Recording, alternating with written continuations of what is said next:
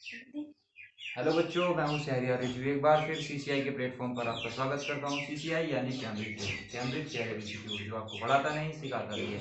आज हम आपके लिए लेकर आए हैं एक नया टॉपिक जिसका नाम है measurement of length. Measurement of length, length का मेजरमेंट आप कैसे करेंगे। उससे पहले मैं बात करूंगा range of length. Range of length क्या है? सबसे कम जो लेंथ है वो 10⁻⁻15 मीटर है, जो डायमीटर ऑफ प्रोटॉन होता है। ठीक है, ये मिनिमम लेंथ है। ठीक है, अगर मैक्सिमम लेंथ की बात करूं तो वो साइज ऑफ ऑब्जर्वेबल यूनिवर्स है, जिसकी लेंथ होती है 10⁻26 मीटर। अगर मैं इसके रेशो की बात करूं, ऑब्जर्वेबल यूनिवर्स और डायमीटर ऑफ प्रोटॉन के रेशो की बात करूं, तो ये एक्सीडेंटली 10⁻41 आता है। ये क्वेश्चन नीट में पूछा जा सकता है, वैसे जेईई मेन तक ये क्वेश्चन नहीं पूछा जाएगा।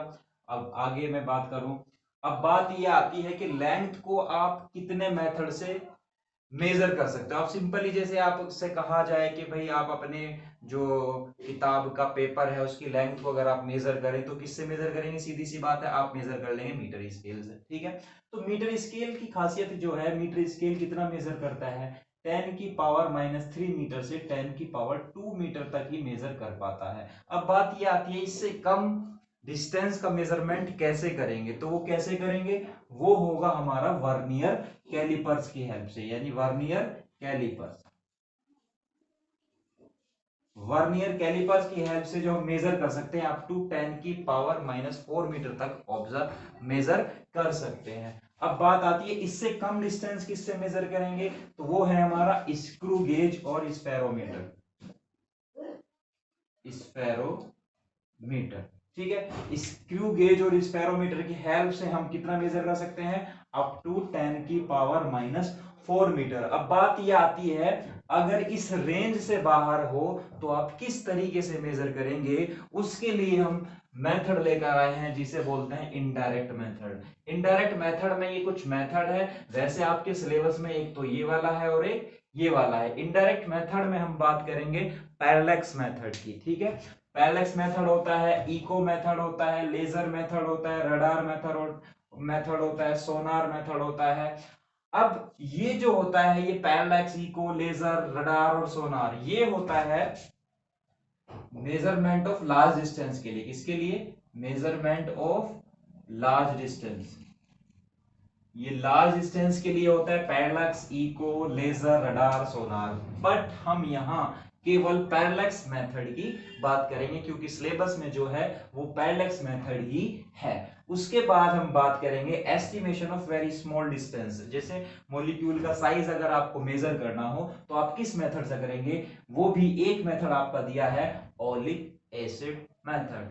तो मैं आशा करता हूं कि आपको ये चीजें समझ में आ गई होगी। तो मैं सबसे पहले फिर आपको रिपीट करा देता हूं भाई, लेंथ का मेजरमेंट अपन कैसे करते हैं। तो लेंथ को मेजरमेंट करने के लिए दो मेथड है, एक तो डायरेक्ट और एक इनडायरेक्ट। डायरेक्टली आप कैसे मेजर करेंगे? आपके पास कोई भी एक मीटर स्केल होगा या कोई भी एक स्केल होगा, उसकी हेल्प से आप मेजर करेंगे। जैसे मीटर स्केल की हेल्प से आप 10⁻³ मीटर टू 10⁻² मीटर तक मेजर कर सकते हैं। अब उससे कम डिस्टेंस आप किससे मेजर करेंगे? वर्नियर कैलिपर्स की हेल्प से, जो अप टू 10⁻⁴ मीटर तक मेजरमेंट कर लेता है। उसके बाद अगर मैं बात करूं उससे कम डिस्टेंस किससे मेजर करेंगे? स्क्रू गेज या स्फेरोमीटर की हेल्प से, जो अप टू 10⁻⁴ वो 5 मीटर तक मेजरमेंट कर लेता है। अब बियॉन्ड दिस रेंज, तो हाउ कैन वी मेजर? आप इस रेंज के, मतलब इस रेंज से परे कैसे मेजरमेंट करेंगे? इससे ज्यादा डिस्टेंस का मेजरमेंट कैसे करेंगे? इससे कम डिस्टेंस का मेजरमेंट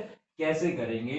तो फिर उसके लिए हम कुछ इनडायरेक्ट मेथड यूज में लेते हैं। वो जो इनडायरेक्ट मेथड है, जैसे हम लार्ज डिस्टेंस का मेजरमेंट करेंगे तो ये हमारे 5 मेथड हैं। पैरेलैक्स मेथड है, इको मेथड है, लेजर मेथड है, रडार मेथड है और सोनार मेथड है। ठीक है, अब बात आती है बहुत कम डिस्टेंस को आप कैसे मेजर करेंगे? तो उसके लिए है ओलिक एसिड मेथड। सबसे बड़ी बात जो है, मेन जो मैंने ये आपको दिखाया, जो रेशियो होता है साइज ऑफ ऑब्जर्वेबल यूनिवर्स और डायमीटर ऑफ प्रोटॉन, यानी जो रेंज है उनका जो रेशियो है वो एक्सीडेंटली 10⁻⁴ 1 आता है। समझ में आ गया? ये क्लियर है? अब हम जो बात करने वाले हैं, सबसे पहले मैं बात करूंगा इनडायरेक्ट मेथड की। तो इनडायरेक्ट मेथड में सबसे पहला कौन सा मेथड है? पैरेलैक्स। इनकी मैं बात नहीं करूंगा, तो पैरेलैक्स मेथड की बात करते हैं। तो पैरेलैक्स मेथड, अब सबसे पहले तो आपको यही समझना है ये पैरेलैक्स होता क्या है। सबसे पहले मैं किसकी बात करूंगा? ये पैरेलैक्स होता क्या है। ठीक है भाई, चलो पैरेलैक्स की बात करते हैं।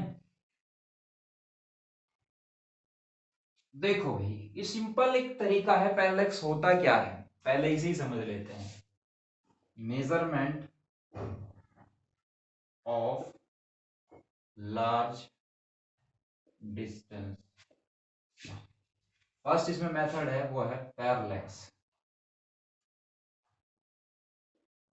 और पैरेलैक्स होता क्या है?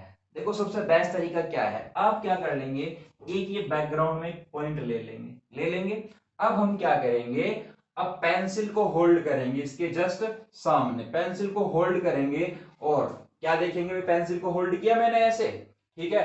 अब इस आंख से मैं देखूंगा, ठीक है, जैसे मैं राइट आई आंख से देखता हूं और फिर लेफ्ट से देखता हूं, तो मुझे जो पेंसिल की पोजीशन है उसमें चेंज आता दिखाई देता है। ठीक है, जैसे पेंसिल को होल्ड किया, बैकग्राउंड पे पॉइंट लगा लिया, दोनों को एक लाइन में रख लिया। अब क्या राइट आई से देखता हूं, ठीक है, और फिर लेफ्ट आई से देखता हूं, तो हमारी जो पेंसिल की जो पोजीशन है वो चेंज दिखाई देती है। ये आप खुद भी ऑब्जर्व कर सकते हैं। ठीक है, तो इसी को हम कहते हैं पैरेलैक्स। क्या कहते हैं? पैरेलैक्स। सपोज करो ये कोई हमारा पॉइंट है और ये क्या है हमारा, ये है पेंसिल। ठीक है, तो ये क्या है, जो पेंसिल की पोजीशन है, अगर आप यहां से राइट ऐसे देख लेते हैं, सबसे बेस्ट तरीका, फिर एक बार और रिपीट कर लेता हूं, चलो मैं, ये क्या है, एक पॉइंट लो बैकग्राउंड पर किसी पर, और इसके सीधे लाइन में क्या करें, एक पेंसिल को होल्ड करो। पहले राइट आई से देखो तो पेंसिल आपको कुछ इधर शिफ्ट होती दिखाई देगी, ठीक है, फिर लेफ्ट से देखो तो पेंसिल इधर हो जाएगी। तो ये क्या है, पहले यहां दिखाई दे रही थी पेंसिल, अब ये यहां दिखाई दे रही है। समझ में आ गया ना? तो इस पेंसिल की पोजीशन में जो चेंज आ रहा है उसे क्या कहते हैं, पैरेलैक्स कहते हैं। क्या कहते हैं? पैरेलैक्स कहते हैं। समझ में आ गया ये पैरेलैक्स होता क्या है। सपोज ये तो हमारा बैकग्राउंड पॉइंट था, ठीक है, अब ये हमारी क्या है, लेफ्ट आइज है, और ये वाली क्या है हमारी, राइट आइज है। ठीक है, तो जो पेंसिल की पोजीशन में चेंज आ रहा था, ठीक है ना, क्लियर है। चलो, तो अब हम क्या करेंगे, जो लेफ्ट और राइट आइज के बीच की डिस्टेंस है इसे बोल दिया बेसिस। क्या बोल दिया? बेसिस। ठीक है, और ये जो एंगल है ये हो गया हमारा थीटा। ठीक है, ये ऑब्जर्व जो हमारा पॉइंट है हमने बैकग्राउंड पे लगाया था वो ये पॉइंट है। क्लियर है? कोई दिक्कत है? चलो, अब ये इसी को अपन क्या बोलते हैं, पैरेलैक्स बोलते हैं। क्लियर है? कोई प्रॉब्लम है? नहीं। चलो, अब हम आगे बात करते हैं कि भाई इसकी हेल्प से आप लार्ज डिस्टेंस को कैसे मेजर करेंगे। चलो,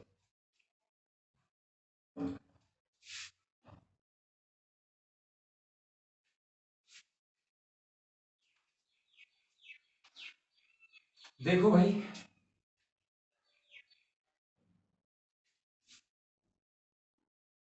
मेजरमेंट में ले लेते हैं, measurement of nearest star, nearest star.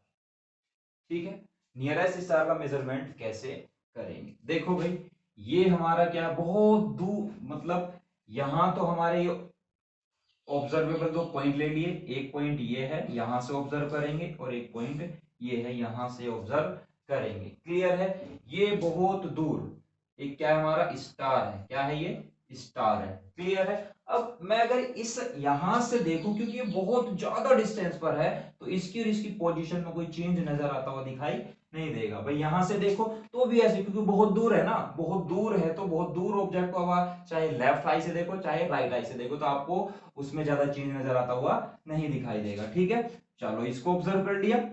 ठीक है, तो इसे मैं यहां से मिला लेता हूं, यहां से ऑब्जर्व किया ये पॉइंट से, और फिर इसी स्टार को यहां से ऑब्जर्व किया। ठीक है, नियरेस्ट स्टार की बात करेंगे, ज्यादा इससे जो दूर है उसके स्टार की बात नहीं करेंगे, क्योंकि जो ये एंगल आ जाएगा बहुत छोटा हो जाएगा। ठीक है ना, अब क्या काम करेंगे,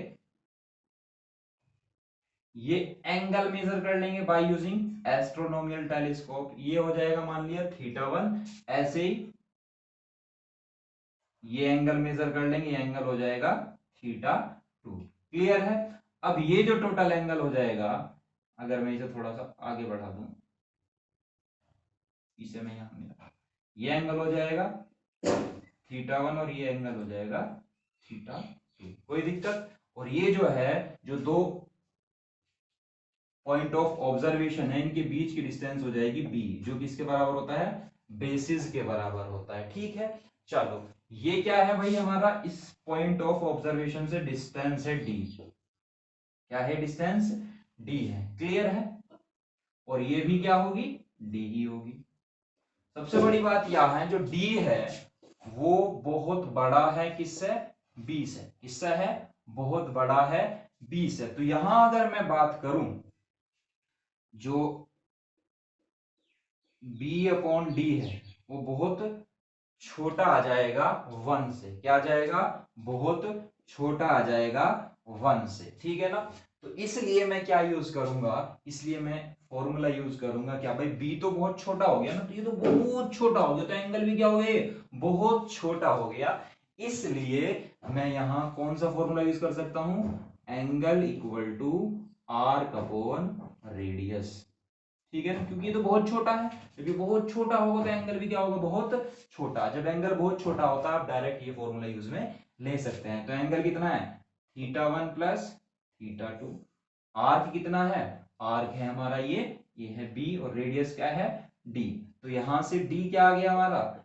b/θ1 प्लस θ2। समझ में आ गया?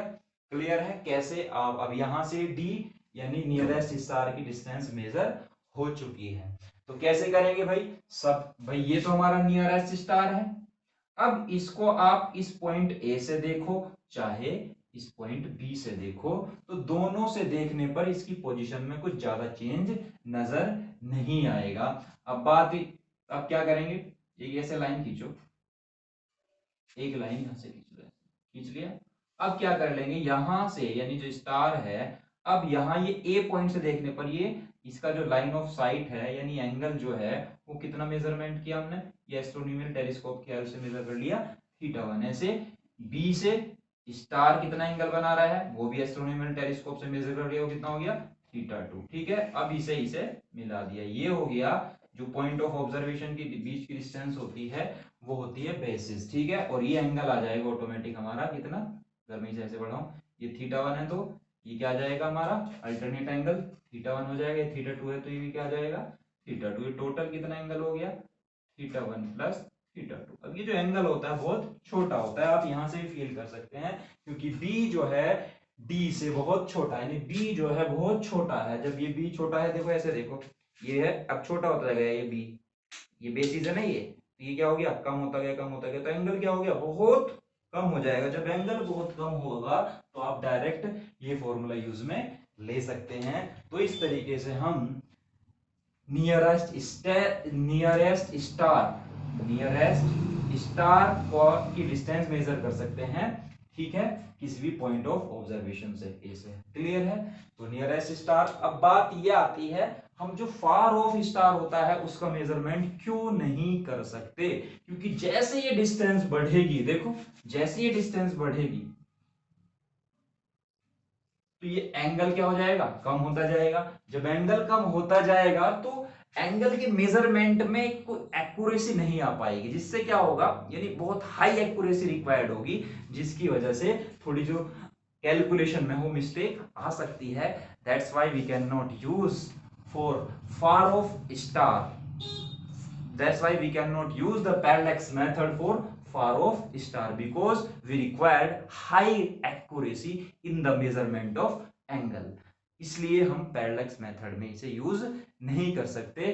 तो अगर ये क्वेश्चन पूछा जाए तो आप भाई कितनी डिस्टेंस के लिए पैरेलैक्स मेथड को यूज करेंगे, तो क्या है? Less than 100 light year, less than 100 light year distance को ही हम केवल मेजर